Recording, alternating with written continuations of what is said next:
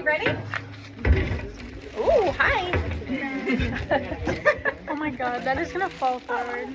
Careful. Just a little. It looks very dark. straight. Is your Yeah, phone yeah, gonna tilt fall? it- tilt it back a little. No, it's fine. Oh my god, okay. Okay. So. Oh, yeah, sorry. What does it say? Oh my god. For aorta and pancreas, the best on all these machines, I think that abdomen is probably the best preset and model to pick for those. If you have a really challenging patient, you can always try abdomen 2 that penetrates a little deeper, but most of these for you guys will be abdomen, and unless there's like an aorta model on any of the other machines, you can try that one. Okay, so we're going to start with prox aorta. This image should be very familiar for you guys because it was maybe one of the images in the intro. So what we're looking for is the proximal aorta. We're going to use the celiac and SMA as a reference point to help us know. So I'm just kind of rocking my probe and tilting from left to right. Other parts that I want you to pay attention to is the left lobe of the liver. If I'm too low, like this, I'm going to be cutting off the superior part of the left lobe. So I want to move my probe higher so I can get superior, or take a breath and hold it. Or when she takes a breath, everything will slide down, okay? So your main objective for this is to get the aorta lumen as crisp and clear as possible, proximal to the celiac. It doesn't necessarily mean, breathe normal. It doesn't necessarily mean that the celiac and the SMA will be perfectly represented when you have the most optimal view of the walls of the prox aorta. So you're evaluating and kind of surveying to get an idea of how it looks. I'm just going to kind of run through, do a quick survey, and nothing's changed in Kimberly. She's our model. And now I'm going to focus on this proximal part of the aorta and optimizing that to take a measurement. I've got a few other things, landmarks to recognize. This is that crura of the diaphragm here, this hypoechoic linear structure that's anterior. And then does anybody remember what this structure is here, anterior to the prox aorta? Good. Gastroesophageal junction. So sometimes when they're very close to the wall, they can kind of blend together and mesh together. So be just mindful of getting a nice crisp wall there. So I'm going to try a few different angles. I'm going to heel the probe. I'm going to toe the probe. I'm going to have her take a breath and hold it and see which is going to be my best view there. And I'm breathe, and I'm going to take the image while she's in systolic, where the diameter is at its widest point. Okay, so this is a nice, good quality image. I'm as proximal as I can get. This is the heart. I can see the superior part of the left lobe. I can see the wall nice and crisp. And I'm going to do from the inner, where the cross of the caliper is, to the inner of the posterior, and I'm at a slight angle. I'm not horizontal, I'm not vertical, so I want my calipers to be parallel to how I'm visualizing the walls. So I don't want to go straight up and down because the aorta is not horizontal. I'm going to come more at a parallel to how we're visualizing it there. So let me move my little labels there. So this would be good for the prox aorta. So as I'm evaluating the size of the aorta, I'm going to make a mental note, 1.69, 1.7. Okay, and I'm going to keep that in my head because when I go, and I'll do that and make sure as I'm going more inferior that the measurement is decreasing. Because as you go inferior, the aorta tapers. It comes more superficial, so you'll see it come closer to your sound beam. And it also gets smaller.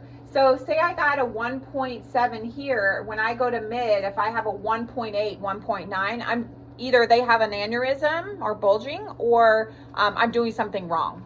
Okay, so that way I'm constantly looking at the measurements and evaluating. When I go in transverse, I want to be at the same level that I was in a sagittal plane, so I want it to be similar. So if I get 1.7, then when I go in transverse prox, it should be close to 1.7. Okay, it shouldn't be far off.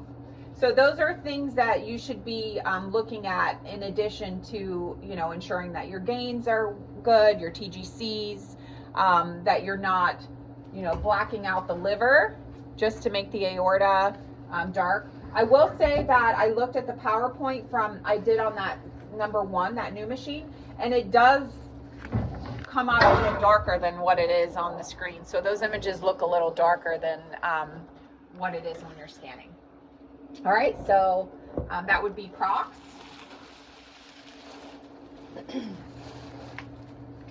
You'll notice in the protocol, there's 3 measurements for prox for sagittal aorta.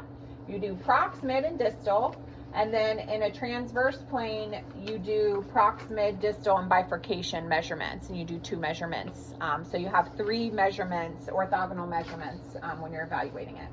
I'm also going to show you an alternate approach. So Kimberly is easy to see proximal here, but sometimes on patients, when you go midline just under the xiphoid process, it's just covered with gas. The stomach's obscuring everything. No matter what you do, you can't see well.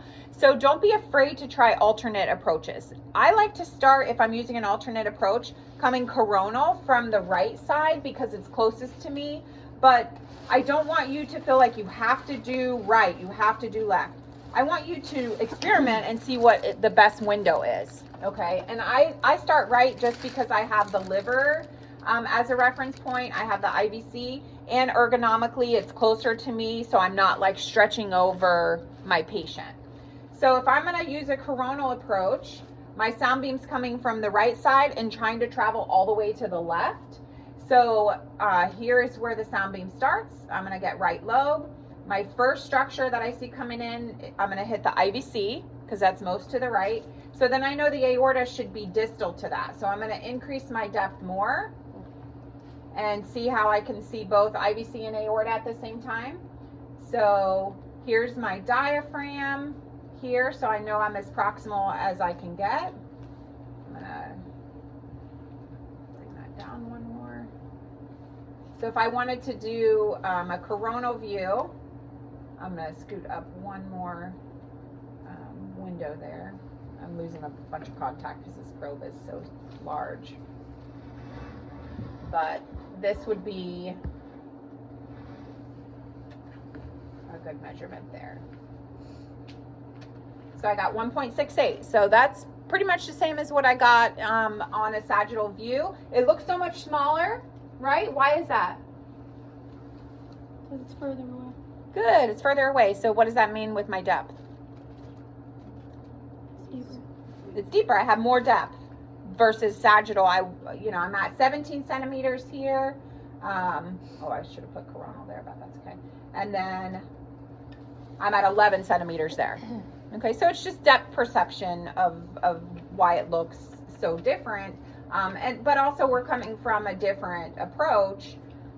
So we're seeing more anatomy coming from, this is right, all the way to the left there. So don't be afraid to try coronal if you need to, okay, and see which one's better. I'm gonna go back sagittal midline here. So your next image is where I want you to actually focus on demonstrating the celiac and the SMA. As you were scanning the prox and you're evaluating, you're constantly using your landmarks to help you know what part of the aorta that you're on. But this image, I want you to try and show as much of both of them as possible. So sometimes when I'm demonstrating the celiac and SMA, I lose the lumen of the aorta because, say this is my aorta and the celiac is anterior, but sometimes they kind of come off to the side. So if that's the case, when I rock the probe, I elongate the celiac, but I lose the tube of the aorta. That's completely fine when you're demonstrating these, because I want you to try and show the celiac and the SMA as long as possible. So it might even be that you rock right or left, but also you might have to do that fishtail approach too to elongate it. It's not, your probe doesn't always stay completely sagittal on the patient. So here is celiac and SMA. There's no measurements there, but that's good. Now I'm rocking my probe slightly inferior. I'm using this SMA as a reference point. So here's my SMA.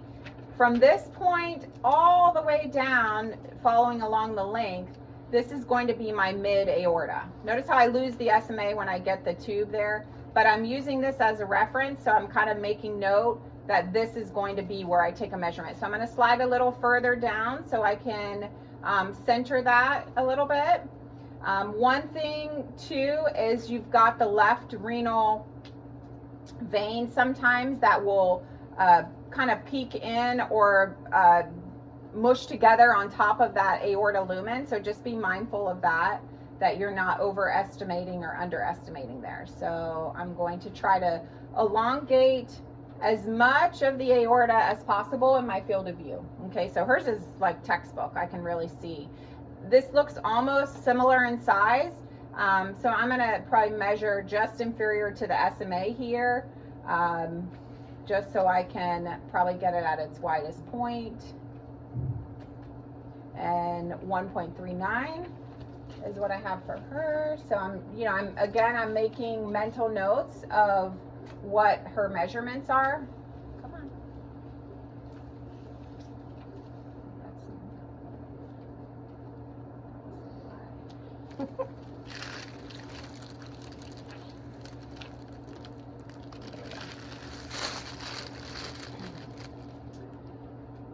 Now I'm going to keep rocking the probe distal and see how I'm not just picking up my probe and moving it on the body. I'm actually evaluating from superior, and I'm kind of rocking, angling down, following the tube. Anybody notice what this structure is that's constantly helping me? This hyperechoic kind of, the spine. Remember, the aorta is anterior. This is a transverse view, so it's directly anterior and slightly to the left of the spine. So I'm kind of using that as well. It's helpful. I'm going to come all the way inferior to her umbilicus. And I'm looking for, distal, I'm looking for like a fork to see it getting narrow and also branching off. It gets a little fuzzy here because I'm getting a shadow from her umbilicus. And I can see that there's this little tube here. So this is one of the iliacs. So I'm going to go up a little bit further. Another technique that I like to do, because your distal is just superior to the bifurcation. So it narrows, then you've kind of got the bulb where it's about to branch off before it kind of forks like this.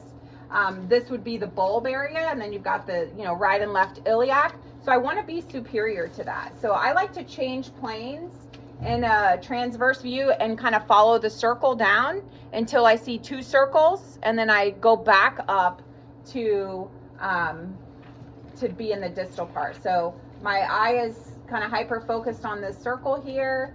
I just saw it divide into two circles. See that kind of like frown that I'm seeing? That's my bifurcation. There's distal, bifurcation, distal. So I'm going to come back up a little bit, and I'm going to rotate my probe. And I'm getting a lot of artifact because her aorta is so superficial. So I'm going to use a little more gel and come from a lateral approach. So sometimes when there's not a lot of distance from the sound beam to the structure, similar to the gallbladder where you get a lot of reverberation, I might create a little bit of distance by just coming from a more lateral approach, and that cleans up some of those echoes. So I'm going to use my TGCs. I'm going to go to my bifurcation is underneath this shadow here. I can kind of see one and the other one. We're going to get to that next. So my distal will be here. And I'm gonna take a measurement just above that, 1.2. Notice how my calipers are going down. They're decreasing in size, okay? So that's what we wanna see, that's normal. So this would be distal.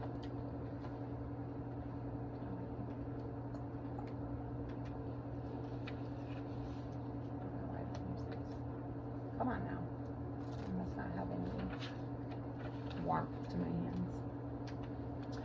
All right, so now we're gonna move on to the bifurcation. And there's a few ways to think about the bifurcation. If you think about the aorta coming, you know, down, it's a singular tube, and then it branches off into your iliacs. If I'm coming anterior to it and I come down, think about this, I can't see both of them if I'm anterior to it.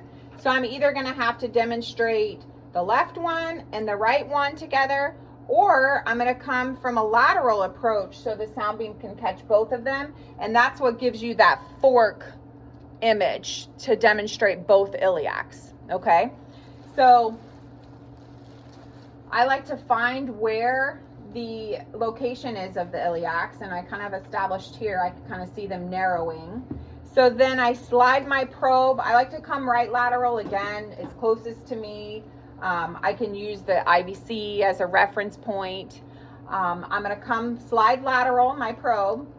There's my IVC right here. See how it varies in its diameter. So I'm gonna slide past the IVC.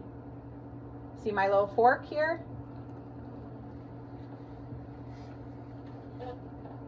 So here is distal, this, and I'm coming from the right side. So this would be my right iliac, this would be my left iliac. Okay, so a few things that I want to make note when you go through the PowerPoint, I put this in there. I always want to know what approach that you're taking to obtain the bifurcation. So I used a right lateral approach. So I'm going to, you know, you can keep sagittal. It's known that if I see the fork that you're coming from, I'm truly oblique. I'm not really coronal. Coronal would be all the way to the lateral part of the body. So I'm coming from a right lateral oblique plane, all right? So I'm gonna just put right lateral or left lateral. So I know which side that you're coming from. If you don't tell me that you're coming from a right lateral approach, I can't determine which is right and which is left because they're gonna look the same, okay? So labeling what approach you're coming from is gonna help me know, like, are you missing the right iliac? Are you missing the left iliac? And also that you understand, like, the approach, the way the sound beam hits the body and so forth. A few things that will help you determine that you're actually getting the iliacs and you're not just like calling this little line an iliac or this line down here an iliac. Think of this tube, right? So here's my tube, the end of it. See this little like curve that is in the center of these? Think of like your fingers here. So the tube is continuous and blood flows into each iliac. There's going to be a connection to the distal part of the aorta on both of the iliacs. So if you lose kind of like that fork connection, then you're probably not catching both of the iliacs, okay? And I'll show you what I mean by that. So this would be bifurcation. There's no measurement required for this. So, you know, you guys often will confuse the IVC, but look at the IVC, how it's varying in its position. If I'm coming from the right side and my probe is more perpendicular, I'm probably on the IVC. When I angle to the left, my sound beam's going past it, and it's almost, the probe on a lot of people will be almost flat. So I'm really kind of digging into Kimberly's rectus abdominis muscles here. And then I'm kind of angling at an inferior approach. Whoop, where'd you go? Here, let me get it back. If I angle up superior, that's not going to help me. Well, she's so easy to see. I could probably come from any angle. But my sound beam my probe kind of comes almost flat, and then I slightly angle the top, and then I make little tweaks and adjustments. So here would be an example. Let's see if I can actually fudge it up a little bit to make, let's see.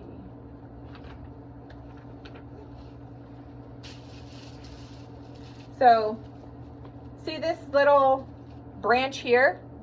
That's not truly a branch of anything. This is actually the right iliac. I lose part of it here. This is the vein. So remember, you have iliac arteries and iliac veins from the IVC, and they're right next to each other, right on top of each other. So we can make the illusion that this is connected, but a key to help you know that you're truly on the artery is that you're connecting the branches, the iliacs, to the distal part of the aorta. So find that kind of thick connection there. Here. And even if, say I just showed a tiny little piece like this, kind of like nubs, that's fine. I'd prefer to see that than you. It's not that common that you see it like this, because what happens is when the iliac arteries branch off, typically they're, you know, maybe one goes a little anterior, one goes a little more posterior. They're kind of like this in the body, or like this. They're not perfectly positioned next to each other. So you might elongate one longer than the other when you're trying, you know, when you're demonstrating the bifurcation. It takes practice. You can come from the left side too. I'm just coming at different angles. I'm applying a fair amount of pressure. If I don't apply pressure, this is what happens. Look at the difference. There's IVC, aorta, no pressure. So I'm applying a fair amount of pressure there to demonstrate that. If I come from the left side,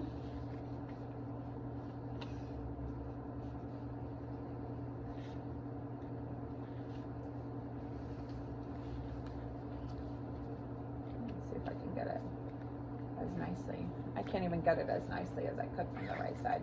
So the left side sometimes is a little challenging because of the descending colon over there.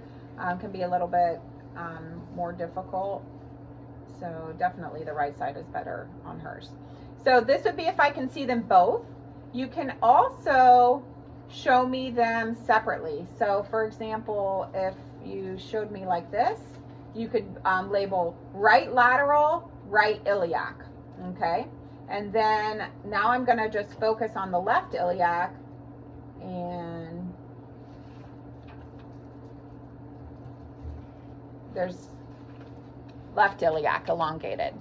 So the bottom of my probe, think about how the aorta runs. The top part would be where the trunk of the bifurcation is, like the distal part. The bottom part correlates to, am I getting the right? Am I getting the left? Okay. And then if I come from the side, I hopefully can catch both of them at the same time. All right. It just takes practice, honestly. You just have to do it over and over again. Usually when you guys start scanning the aorta and you're working on this, you'll feel a little lost, like, oh, which black tube is it? You know, is it this one way over here? Go back to, is it connected? Can I connect it? Is it thick, the trunk? Okay, are they equidistant? And is it part of that distal part of the aorta? I'll come over and kind of do it with you guys often, and then say, okay, look how easy that is. Now practice like 5 times. Do it over and over again to get that muscle memory on the angle and approach of it. So that would be bifurcation. Now we're gonna go to transverse plane. And that's interesting.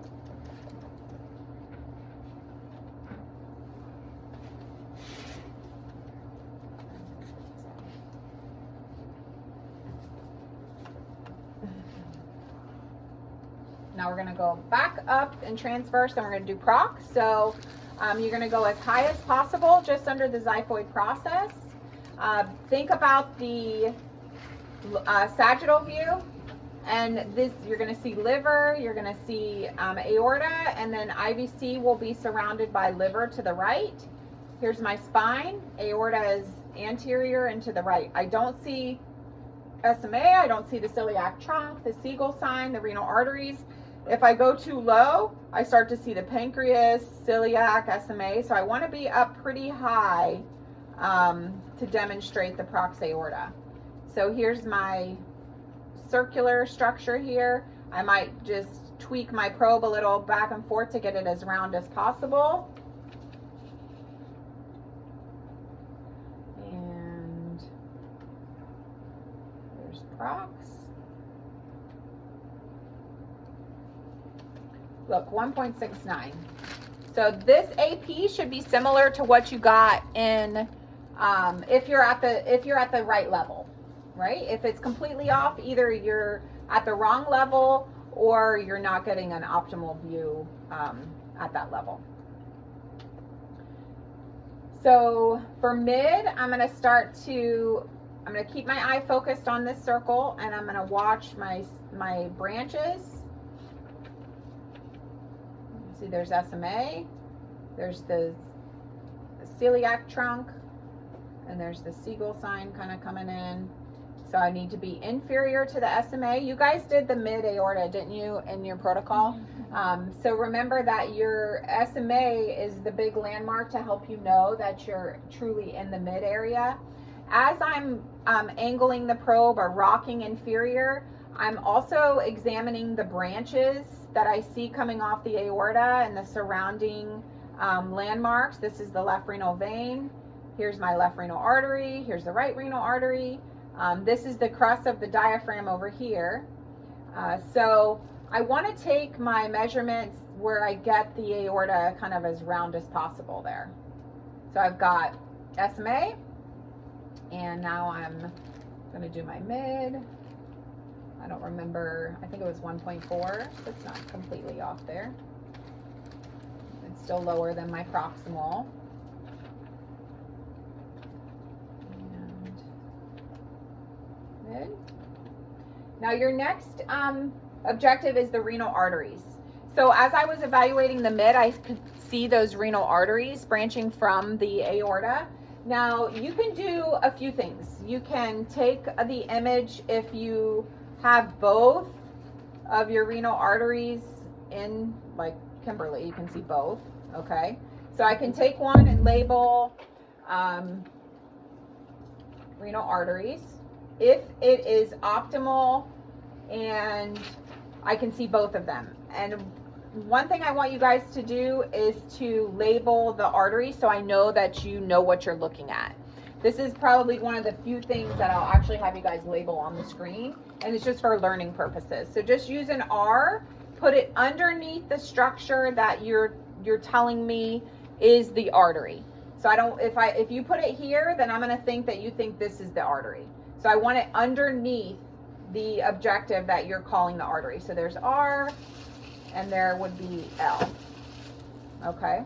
So that would be if you see both of them. Hers I can see beautifully. If you can't see them both optimally, I would prefer to have separate images and then be optimal and correct than for you to try to take one image of both of them and for it to be a little questionable. Okay, I want it to be convincing. And this is really going to help you because when you guys start doing renal studies, renal Dopplers, and you have to document and get a waveform, you got to know how to find the arteries. Okay, so it's really important that you know how to identify what the proper structure is. So the right renal artery, you'll notice that if this is the aorta, this is the more anterior part, this is the more posterior part. In general, this right one will be more anterior and the left one is more posterior. Okay, so the problem initially with conceptualizing this is that you guys tend to want to do your probe like this. On the left side, you want to put it lower, the right side more superior because that's what it looks like on the screen. You guys gather what it, kind of like the pancreas. You guys want to put the probe down because the pancreas looks down on the screen. What does down on the screen mean? Posterior. So it has nothing to do with your angle. Your renal arteries do not come off the aorta just evenly like this. Okay.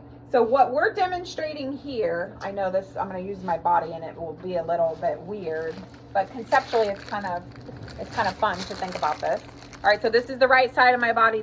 These are my renal arteries, right? So the way they branch off, this one is like this, and this one is towards the back. It's anterior and posterior, okay? So in addition to that, the left one is typically a little bit higher, okay? So it's kind of like this and this. You guys see that?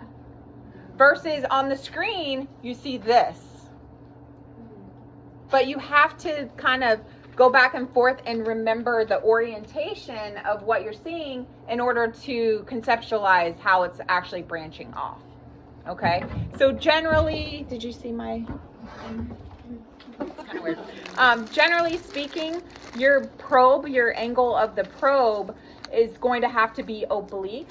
So if you're getting like a mid-aorta and the probe is straight, you're going to have to come at varying angles and up and down, superior, inferior, in order to obtain the artery, okay? And they vary on everyone, so it's not always a perfect science. You have to move your probe around a little bit. And once you find the spot, the sweet spot where they're located, which is typically just inferior to the SMA branching off. So right when you see that SMA come up and branch off, just below that is usually where the arteries are. I see you guys make a mistake. Your arm's probably sore. No, it's fine. I can Your shoulder. Yeah. I often will see you guys mistake the crust of the diaphragm as the arteries because they're hypoechoic. So let's see if we can make that mistake on you. See right here? You might think these are the arteries. That's kind of the crust of the diaphragm right here. See how it's just above the spine. So I'm going to come lower. See the difference? Okay. Another landmark that's going to really help you is this left renal vein. So the arteries are posterior to the vein. So here's my renal vein, the left renal vein, and my artery is going to, I see a clear separation of those two. So her arteries are very prominent, but a lot of people have a lot bigger prominent veins, and those pop out first, and the arteries can be a little bit more challenging. So use your anatomy and how it courses. Look, if I'm hyper focused on the right side, look how I can see it goes towards the front and then it dives behind the IVC. See if I follow that? Look how beautiful that is. This is the crust of the diaphragm. That's not an artery, okay? So there's my right. So if I was doing them separately, I would take this picture like this and then just label, you can put right renal artery, and then I'm going to put my R underneath. But I really want you to get the artery right at its trunk where it's branching off from the aorta. This just happens to be a textbook, we can see proximate and distal part of it. It's so long. But generally speaking, you might just get like a little bit like this. Okay, so that would be your right. And then for the left, I'm going to hyper focus towards the left side and kind of use this left renal vein as a reference point. And I know that the artery is posterior to that. And it comes off on the more posterior aspect of the aorta. So right is usually more anterior, left is usually more posterior. And that would be the left there. Any questions about that one? Some people, if they're very challenging, you might can try and use color while you're scanning to, kind of see the branch of it coming off. But 2D typically is your, I want you guys to really work on trying to find them 2D and hyper focus on them. You don't always have to have them both. You can take individual ones if they make it look more convincing. And then, so that was the renal arteries. We're going to start angling down. I'm applying a fair amount of pressure. You can see the difference, no pressure, pressure. Here's my spine. I'm following it all the way distal, and it gets real kind of obscured behind the umbilicus there. So I'm going to come below her belly button, and I can see this is the vein over here to the right side. These are the arteries. come back up. It looks like, you know, playing peekaboo, 2 circles, 1 circle. So for the distal, I'm going to go proximal to that. And I'm going to try to get it at its, like a nice, I'm losing my gel. So there's distal.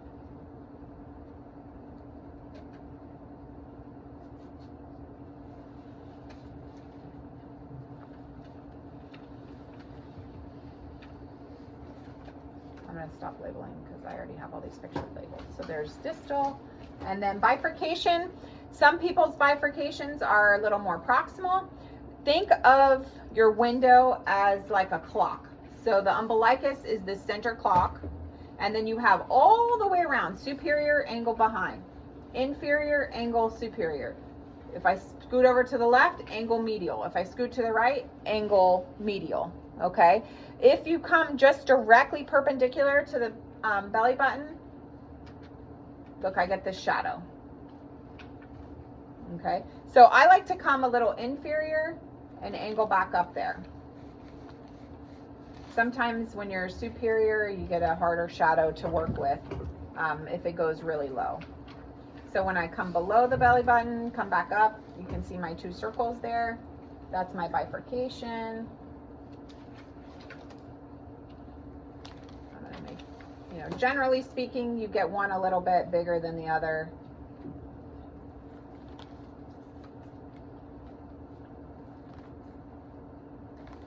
If I come over here, see, I'm manipulating how I'm seeing it. They look a little bit more even next to each other. If I come laterally, you can see the left one a little bit more on the left side. So here is my right iliac, here's my left, and then you're gonna do 2 measurements on each. So you'll have 4 measurements on this picture. You're gonna do an AP, and you're gonna do a width. And then, this one's a little harder to see, but you can still see the general idea. All right, that's my bifurcation. Any clarifications, questions about aorta? How are you doing? Good, good, okay. All right, we're gonna move on to pancreas.